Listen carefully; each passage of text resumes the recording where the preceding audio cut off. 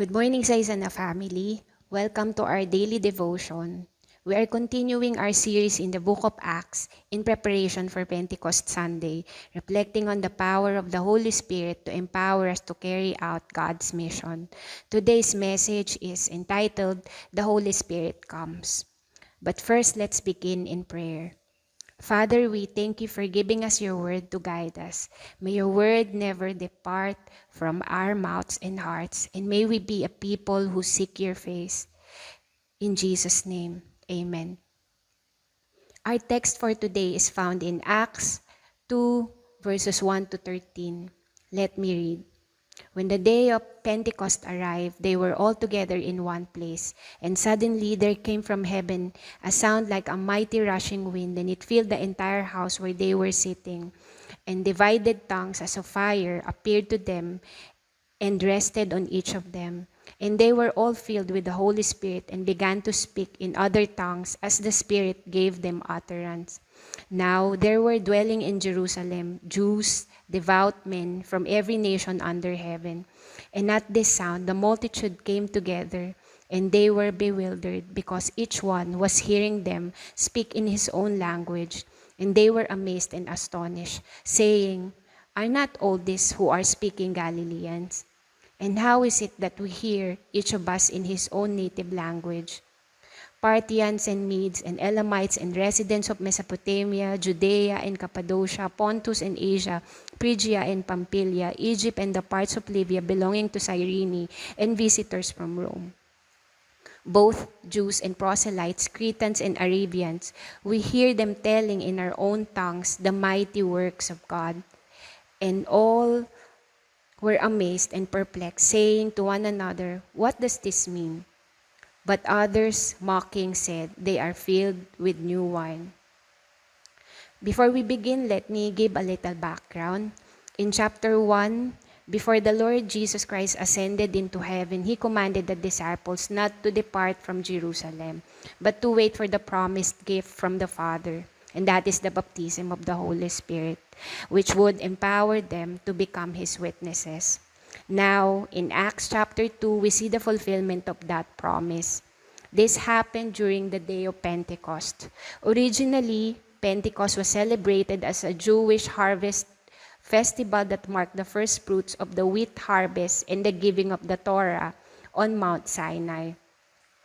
Now, here's something important to notice. The outpouring of the Holy Spirit happened while the disciples were gathered together in prayer. According to Acts 1:14, all this, the disciples, with one accord, were devoting themselves to prayer. That's the word says. Take note of the word or the phrase, "with one accord." Then in Acts 2:1, it says, when the day of Pentecost arrived, they were all together in one place. Again, notice the words, all together in one place. What is the significance of them being together in one place and in one accord? Their togetherness did not only mean physical closeness. It revealed spiritual unity, meaning they were united in heart, mind, purpose, and prayer. It doesn't mean they all had the same personalities. They are all different, but they shared the same things like the same faith in Jesus, the same expectation of God's promise, the same commitment to prayer, and the same mission. You know, after Jesus' ascension, the disciples could have become fearful. They could have been divided or confused. Instead, they stayed together and continually sought God in prayer. Their unity reflected obedience and dependence on God. This unity is significant. Why? Because of these reasons or factors. Number one, it prepared their hearts for the coming of the Holy Spirit. Number two, it reflected the kind of community Jesus desired. And number three, it became a witness to the world. In fact, Jesus himself prayed for this kind of unity in John 17 before he went to the cross, right? But the story doesn't end there. Acts 2:5-11 tells us that Jews and devout men from many nations were present in Jerusalem during Pentecost. Acts 2:11 says, "We hear them telling in our own tongues the mighty works of God." You know, through these united disciples, people from different nations heard the mighty works of God in their own native language. What a miracle! God displayed His power through ordinary Galileans. And what an amazing picture of God's heart for the nations.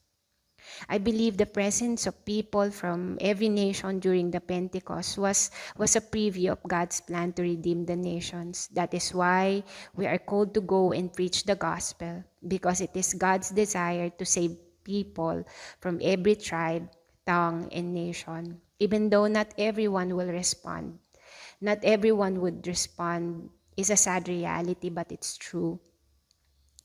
Now, what does this mean for us today? That this lesson, the lesson is this: unity often precedes God's blessing and powerful work, or in simple words, unity goes first before God's blessings and powerful work. Before the Holy Spirit moved in power, the disciples first waited on God together in obedience and in one accord. This reminds us that our faith is not only a private journey. God calls us into a spiritual family. When believers unite in prayer, humility, love, and mission, we create an atmosphere where the Holy Spirit works powerfully. And we love that. We love the Holy Spirit to be upon us. There, in that miraculous event, we see that it was not just one person who impacted the world that day. It was a united group of believers surrendered to God. So let me leave this question with us today. Are we willing to stay united, to wait on God, and be His witnesses in our generation? In summary, Acts 2:1-13 teaches us that God empowers believers through the Holy Spirit, that unity prepares the work for God's work, that the gospel is for every nation, and that ordinary people can be used by God. And lastly, the church is called to boldly witness about the Lord Jesus Christ. Now let's pray. Father, it is the prayer of the Lord Jesus Christ that we, your people, may be one, just as you are one. I pray that we will not only gather together physically, but also live in one accord, in humility, in love, and in submission to your will. Help us to faithfully carry out the mission you have entrusted to us, relying on the power of the Holy Spirit at all times. May we boldly proclaim the wonders of the gospel wherever you send us. Teach us to walk in unity and deepen our relationship with you each day. This we pray in Jesus' name. Amen. Have a great day, everyone. God bless you all.